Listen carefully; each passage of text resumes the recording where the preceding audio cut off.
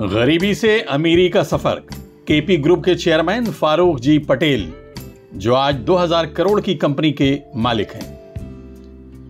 यकीन मोहकम अमल पे हम मोहब्बत फातह आलम, जिहादे जिंदगानी में हैं ये मर्दों की शमशीरें।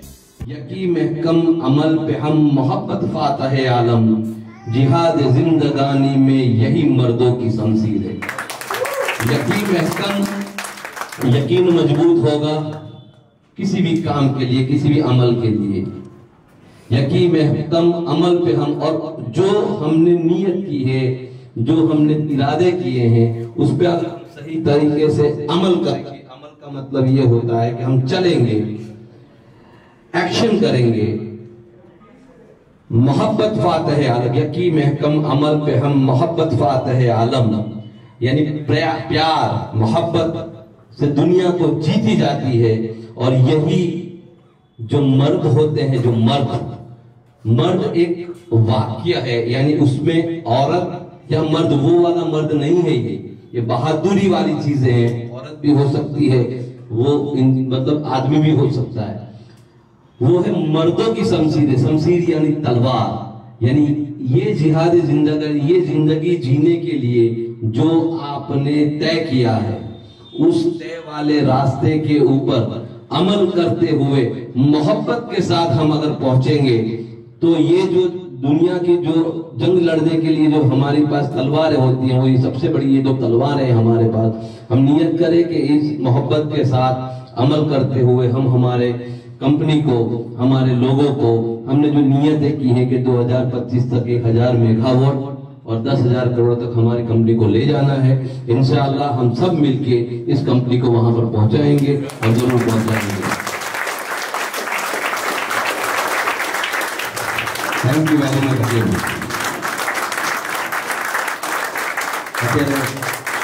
भरत भाई स्पेशल थैंक्स कहने वाले हैं।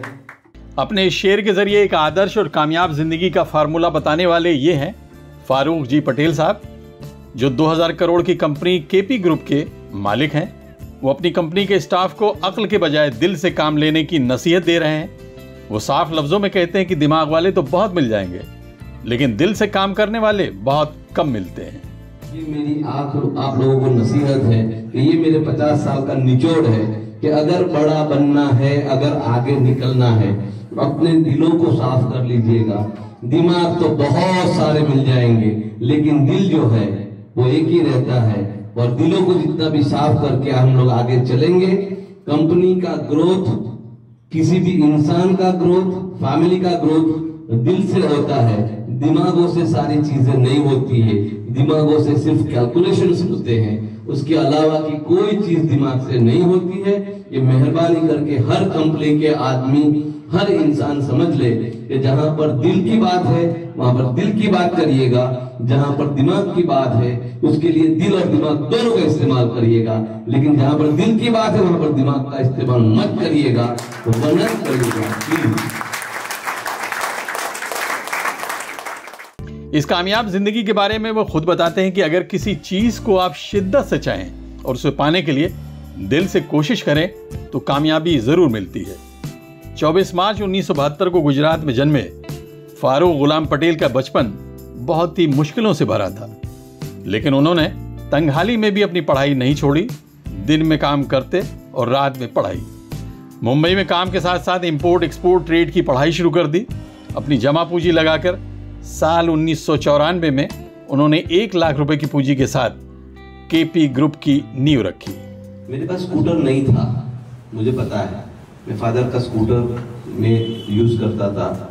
मैं 99 में रफीक वगैरह हम लोग ने जब शुरू किया था, कहीं ना कहीं से आके भरूच से 94 में शुरू किया, 99 में वापस शुरू किया। तो उस समय भी स्कूटर नहीं था, लेकिन हमारी उम्मीदें जो है,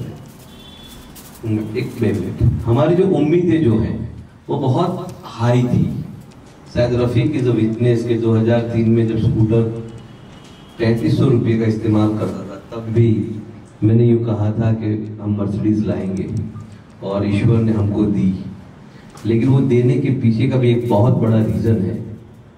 वो रीज़न ये है कि जब मेरे बच्चे छोटे थे और ईद आती थी तो इलियास अगरबत्ती करके वहां पर एक अच्छा व्यापारी है ट्रांसपोर्ट वगैरह, तो उसके पास मारुति एस्टीम थी, तो वो ईद के दिन में उसे मांगता था और उसको मैं लेके जब जाता था तो वो बड़ी गंदी गाड़ी रहती थी उसकी, धूल वगैरह काफी रहता था, शायद पेट्रोल भी इतना ही कि पेट्रोल तब तक चले। तो मैं उनको लेके घूमने जाता था, पूरी गाड़ी को पहले दिन अगले दिन ले जाऊं, पूरा साफ करूं, उसको बड़ी अच्छी तरह से उसको धोता था, मैं खुद धोता था अपने हाथों से, और फिर उसके अंदर पेट्रोल वगैरह जो है वो फुल करवाता था। फिर इनको लेके घूम के आने के बाद 2 दिन के बाद वापिस से उसको धोता था, फिर उसको पेट्रोल फुल करके वापस देता था। तो वो बंदा हमेशा मुझे कहता था कि गाड़ी जब भी ले जाना हो ना मेरी ले जाना। हुआ ये कि आपने अगर किसी चीज की कदर करी, किसी चीज को उसको आपने संभाला जो ईश्वर की तरफ से मिली हुई है, उसकी वजह से आज 103 गाड़ियां आपकी कंपनी में है, बहुत शॉर्ट पीरियड में। यानी आप किसी चीज की कदर करोगे। देखो कंघी जो दी है अल्लाह तबारक ताला ने सर ओढ़ने के लिए, दाढ़ी बनाने के लिए, उससे अगर पीठ खुजालना शुरू करेंगे ना तो आपने उस कंघी के ऊपर भी जुल्म किया है। जिस काम के लिए जो चीजें मिली हुई है उसका इस्तेमाल करो और उसका शुक्र करो। मैंने बंगलों की बात कर रहा हूं, मैं जब भी मैं किसी के भी बंगलों के पास से गुजरता था, किसी के भी बंगलों, नो मैटर हु, वो कौन है, वो मुसलमान है, वो नन मुस्लिम है, वो मेरा दोस्त है, वो मेरा दुश्मन है, लेकिन जब भी मेरी अगर मानो नजर पड़ गई तो मैं कहता था कि अल्लाह इसके अंदर रहने वाले हर आदमी को तो खुश रखना और इसको और बढ़ोतरी देना।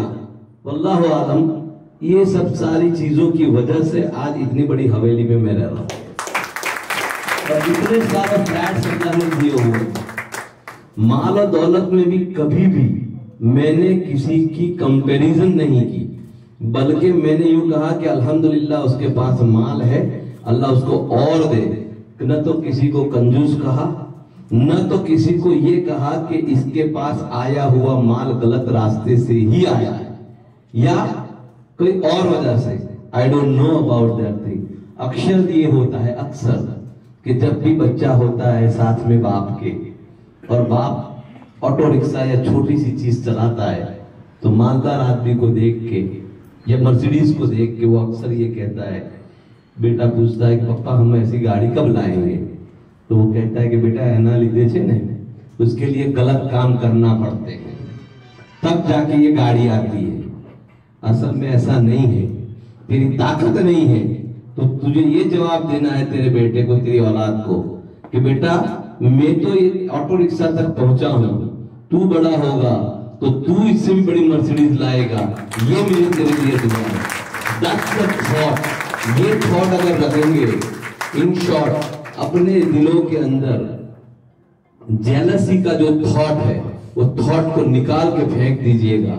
जिस दिन आपके अंदर से, बहुत मुश्किल है, जिस दिन आपके अंदर से किसी की भी जेलसी का थॉट निकल गया, सबकी आपका दिल प्योर हो गया, तो आप समझिए कि आपको उन्नति के रास्ते से कोई पीछे नहीं कर सकता, कोई पीछे नहीं कर सकता, कोई पीछे नहीं कर सकता। उन्हें पता था कि आने वाला वक्त टेलीकम्युनिकेशन संचार का है। टेलीकम्युनिकेशन के बाद उन्होंने रिन्यूएबल एनर्जी का रुख किया और शानदार कामयाबी हासिल की। लेकिन इन सब के बावजूद वो अपने साथ इंसानियत से भरा एक दिल रखते हैं और सभी को माँ बाप को वृद्धाश्रम के बजाय अपने साथ रखने की सलाह देते हैं। वो कहते हैं कि आपके माँ बाप ही आपकी सच्ची ताकत हैं। मेरी जो उन्नति है उसके पीछे बेशक मेरे फैमिली, मेरे मॉम एंड डैड, वो सबसे बड़ी चीज है मेरे लिए, और सबके लिए अपने मॉम एंड डैड बहुत ही बड़ी चीज होना चाहिए। आज हमने देखा, वृद्धाश्रम भी देखा और बहुत सारी चीज। मेहरबानी करके आज हम लोग एक नेम तो ले ले कि मेरा माँ, मेरा बाप या मेरे माँ बाप मैं कभी वृद्धाश्रम में नहीं रखूंगा, चाहे कुछ भी हो जावे, मैं तो उनके साथ में रहूंगा। अगर मेरे यहाँ पर कोई अपाहिज है तो मैं उसकी पालन पोषण कोई भी तरीके से कर लूंगा। मैंने बड़े बड़े लोगों को देखा है, कमिश्नर आस्थाना शर्मा साहब थे, उनका बेटा इसी तरह से अपाहिज था। He used to go to 6 o'clock from the office to home to feed him। यानी बड़े लोग भी अगर कर सकते हैं तो हम लोगों को भी सोसाइटी में से इतना भी खाली कम करेंगे तो भी मेरे ख्याल से हम सब एक जगह ऐसी जगह पे पहुंचेंगे। आज का हिंदुस्तान बहुत ही अच्छा ग्रो हो रहा है और आगे 20 साल से 25 साल के बाद हिंदुस्तान का नक्शा भी अलग होगा, उसकी उन्नति भी अलग होगी, उसकी प्रॉस्पेरिटी भी अलग होगी, उसकी इंसानियत के दाखले भी लोग दुनिया में देंगे। क्योंकि बहुत जगह पे और सभी जगह पे दुनिया तभी तरक्की मानती है कि जब पैसा होता है। हिंदुस्तान में पैसा भी है, दिमाग भी है और सोशल भी है। इस वजह से हिंदुस्तान एक मर्तबा ऊपर चढ़ने के बाद 500-600 साल तक उसको कोई गिरा नहीं सकता, वो आप हिस्ट्री नहीं सकती। हम सब मिलेंगे, कल उठ के हम ही सब लोग इस देश को आगे ले जाने के नीम होंगे और इंशाल्लाह ऐसा ही करेंगे। फिर से एक बार आप सब लोगों का बहुत बहुत शुक्रिया, जिस तरह से आपने मुझे, ये मेरी पहली बर्थडे है। साहिल लुधियानवी के शेर से मैं अपनी बात मुकम्मल करता हूँ। 1000 बर्फ गिरें, लाख आंधियां उठें, वो फूल खिल के रहेंगे जो खिलने वाले हैं। Abid Naqvi, press 9 news, Mumbai.